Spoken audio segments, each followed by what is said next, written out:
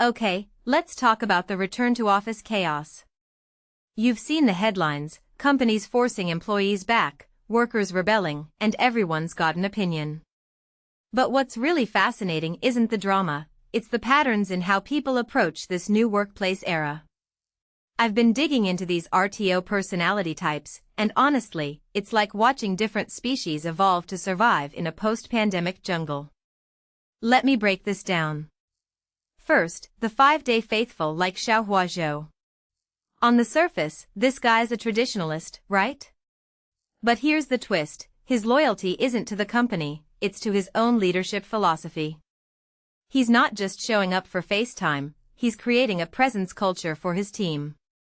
And that commute? He wants that 30-minute drive because it's his mental buffer zone.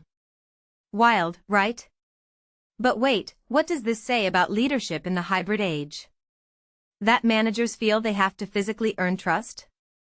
That's a red flag, not a virtue. Now, the early bird Gricelda Ramos. She's gaming the system by shifting her hours to avoid Miami traffic. But here's what's really interesting. Her experiment reveals how tiny flexibilities can matter more than rigid policies. It's not about 9 to 5 versus remote, it's about autonomy over your time. And yet, companies still cling to outdated schedules. Why?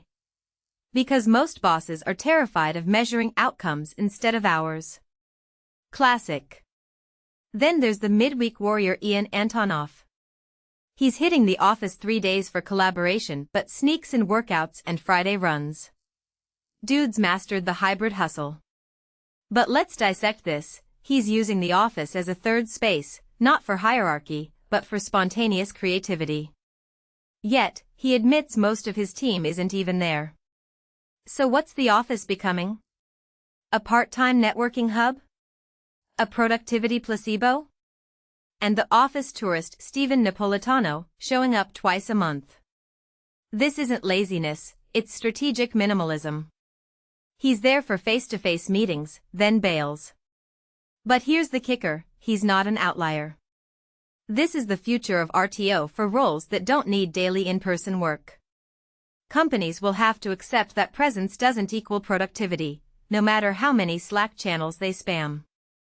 The office recluse Paul Crockett is the paradox. He comes in 3 days a week but hides in a private room. Why bother? Because perception still matters, even if the reality is absurd. He craves connection but gets solitude. This is the hybrid model's dirty secret, you can be physically present but socially ghosted. Finally, the remote convert Devin Boudreau. His story isn't just about preferring WFH, it's about reclaiming control over his life. Dog appointments, midnight work bursts, avoiding the lunchtime dash home.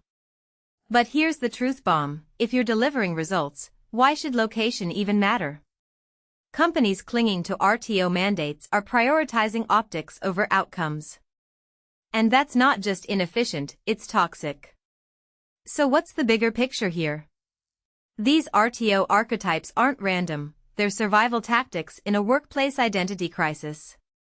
The 5-day faithful versus the remote convert aren't just work styles, they're opposing philosophies clashing over the soul of work itself. One side sees the office as sacred soil for culture, the other as a productivity prison. And the rest of us? We're somewhere in the messy middle, crafting our own hybrid rituals. But here's my hot take, the companies that thrive won't be the ones enforcing strict policies. They'll be the ones who realize their employees are already adapting in wild, creative ways, and just let them run with it. Because the future isn't about choosing between office or remote. It's about killing the binary altogether. What RTO type are you? Or better yet, what type do you want to be? Let's hear it in the comments. Smash that like button if you're done with the productivity theater, and subscribe if you're ready for work to stop pretending it's about where you sit. See you next time.